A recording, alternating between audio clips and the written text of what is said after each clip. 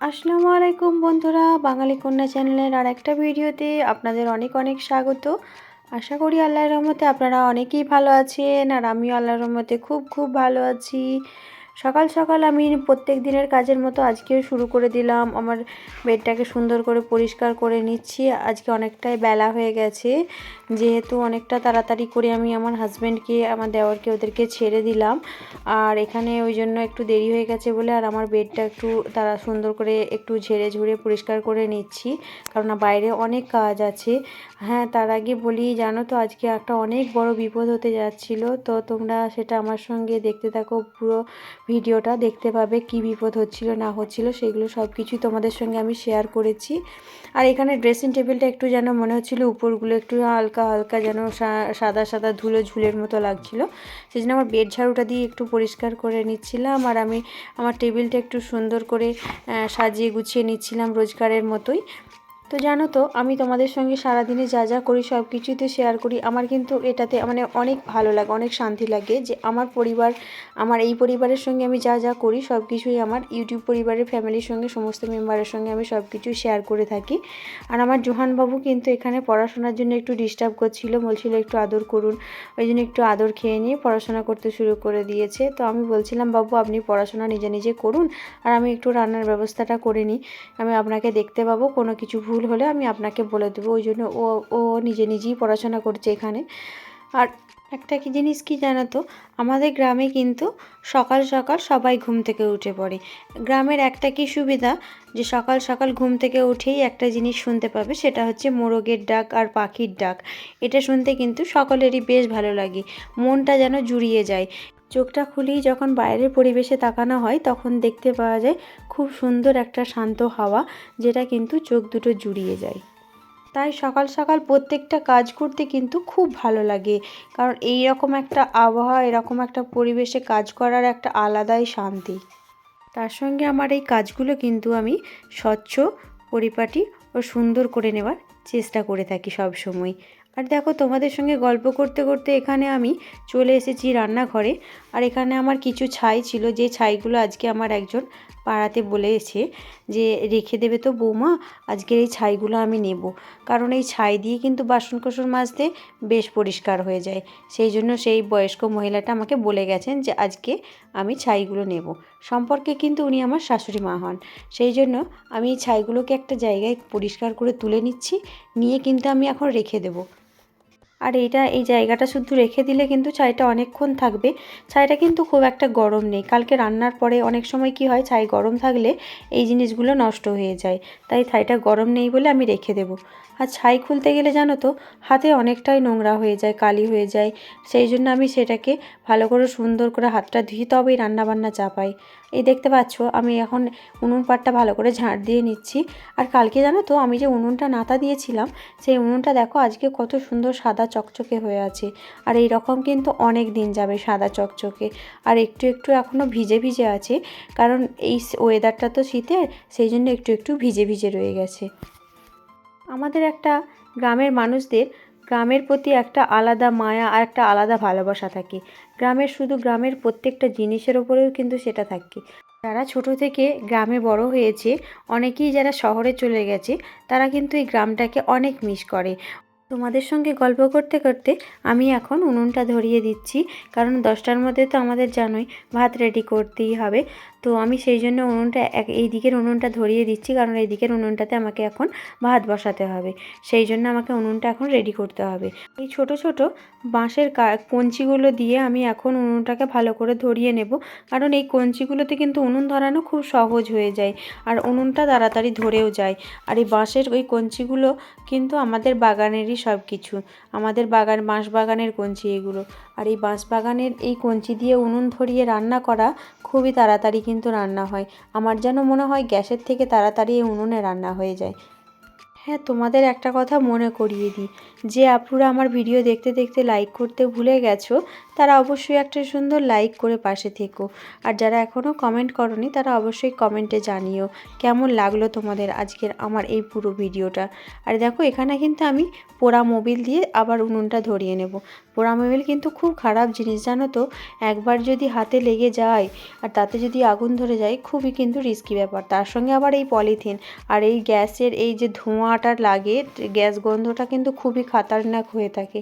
আমি যেহেতু সবসময় মাস্ক পরে থাকি সেহেতু একটু চেষ্টা করি এড়িয়ে থাকারও, কারণ এই জিনিসটা তো খুব খতরনাক। এই যেহেতু পোড়া মোবিল তার সঙ্গে আছে পলিথিন, আমি কিন্তু তাড়াতাড়ি ধরে যাওয়ার জন্য এটা দিয়ে দিলাম। হ্যাঁ, তাড়াতাড়ি কিন্তু এই মোবিল বা পলিথিন এগুলো কিন্তু দিলে উনুন তাড়াতাড়ি জ্বলে যায়।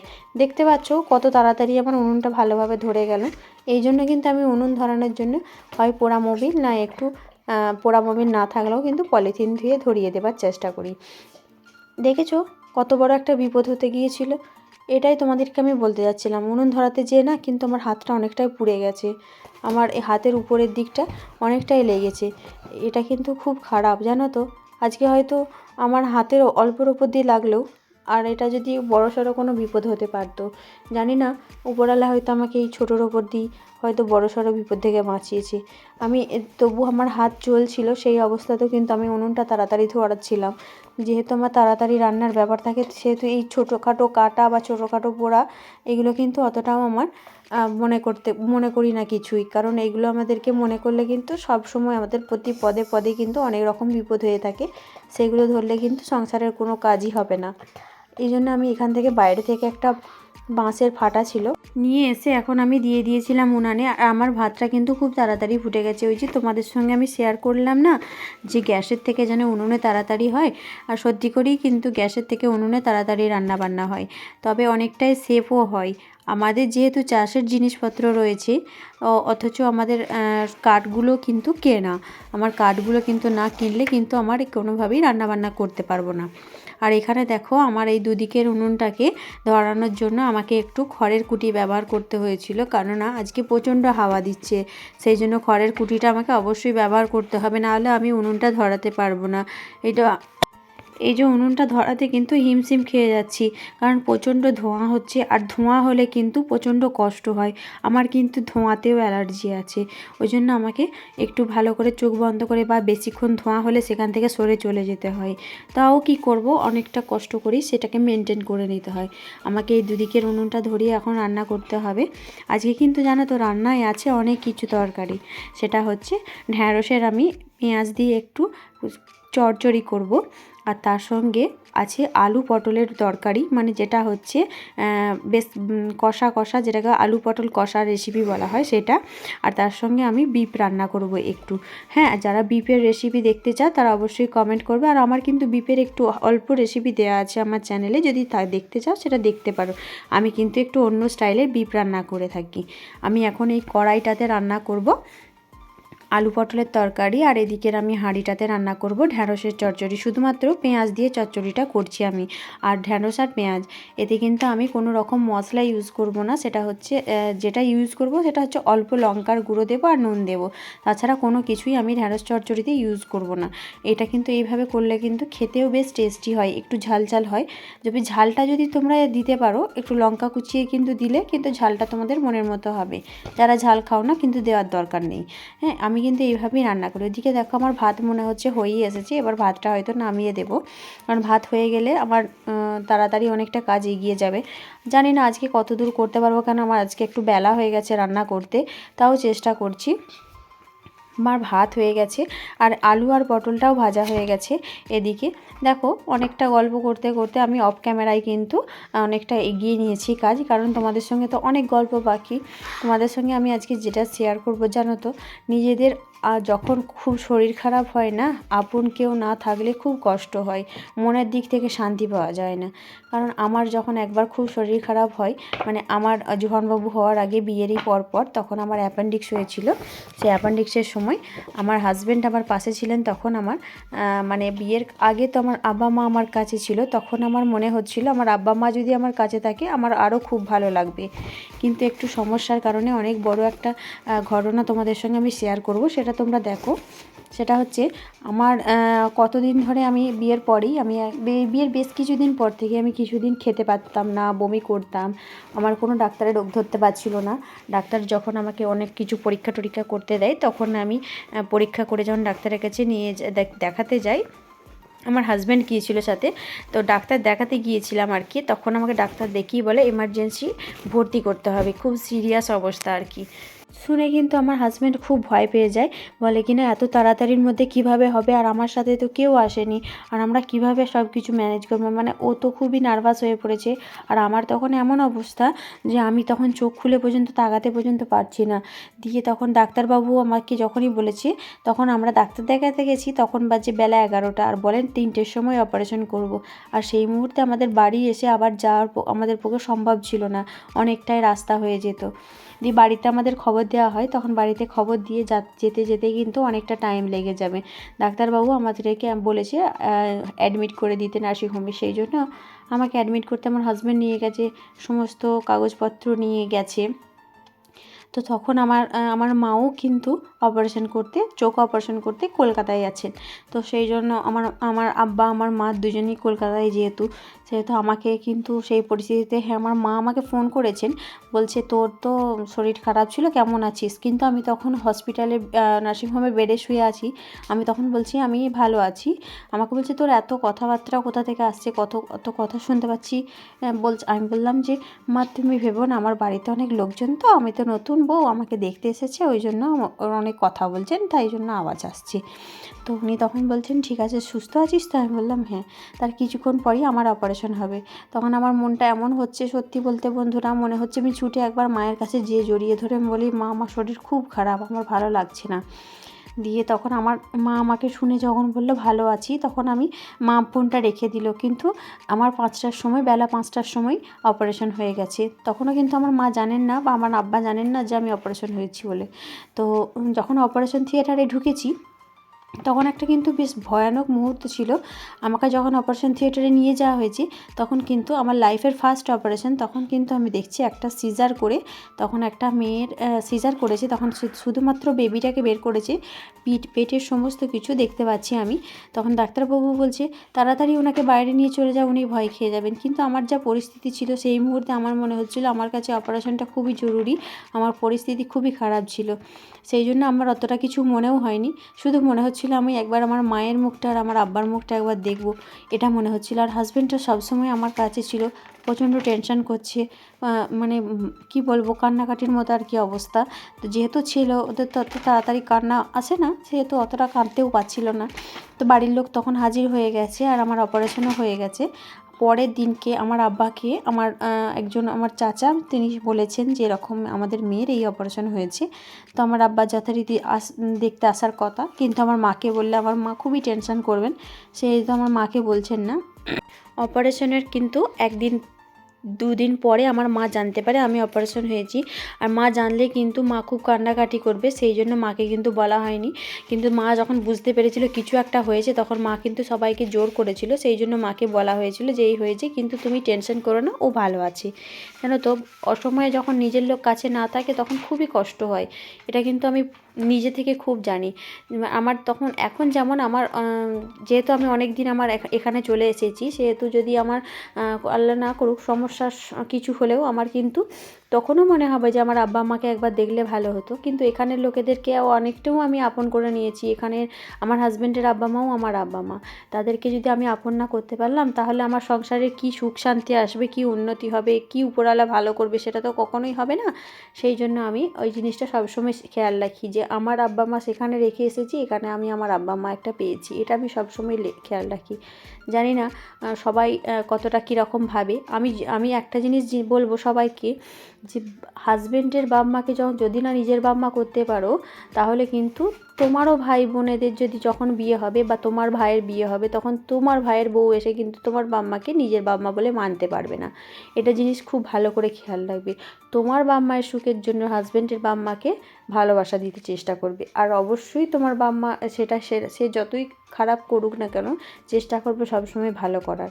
হ্যাঁ, মানুষের সবসময় একটা জিনিস কি হয়, হয়তো মানুষের মেজাজ ঠিক থাকে না, মুড ঠিক থাকে না, কিন্তু তবুও মানিয়ে নিতে হয়। আর তাদেরকেও বলবো যে আপনারা সবসময় পরের মেয়েকে নিজের মেয়ে ভাবতে শিখুন, দেখবেন দুনিয়াটা কিন্তু অনেক সুন্দর হয়ে গেছে।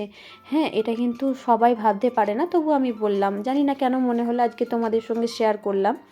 দেখো, তোমাদের সঙ্গে গল্প করতে করতে কিন্তু আমার অনেক কাজ হয়ে গেল, জানো তো। আজকে আমার কত বাসন থালা, দেখেছো কত বাসন থালা ধুতে হচ্ছে, কারণ আমার অনেকটাই বেলা হয়ে গেছে। আর আজকে আমার আরও কাজ আছে, যেগুলোকে আমাকে পুরো কমপ্লিট করে জানি না কতক্ষণে আমি গোসল করে খাওয়া দাওয়া করবো। এখানে অনেক বাসন থালা জড়ো হয়েছে, সেগুলো সমস্ত কিছু কমপ্লিট করতে হবে। তার মধ্যে আমি অফ ক্যামেরায় আজকে কিন্তু জোহানবাবুকে খাইয়ে দিয়েছি বন্ধুরা, কারণ আমার জোহানবাবুকে খাওয়াতে একটু দেরি হচ্ছিলো, সেই জন্য আমি কিছুতেই দেখাতে পারলাম না। তো আমি এই বাসন থালাগুলোকে সুন্দর করে এখন ধুয়ে নেব। আর আমি আজকে কিন্তু একটা জিনিস করেছি, সেটা হচ্ছে শীত পড়েছে, সেহেতু শীতের জন্য আমি একটা বেগুন নিয়ে উনুনে কিন্তু পুড়িয়েছি, সেটাকে কিন্তু আমি ভর্তা করব। বেগুন ভর্তার রেসিপিও কিন্তু খুব সুন্দর হয়। যদি কেউ দেখতে চাও অবশ্যই কমেন্ট করবে, আমি বেগুন ভর্তার রেসিপি তোমাদের সঙ্গে শেয়ার করবো একসময়। তো আমি এখন ভালো করে এগুলোকে ধুয়ে নিচ্ছি, কারণ বাসনকোসনগুলো একটু সুন্দরভাবে না ধোয়া থাকলে না মনে হয় না যে খাই।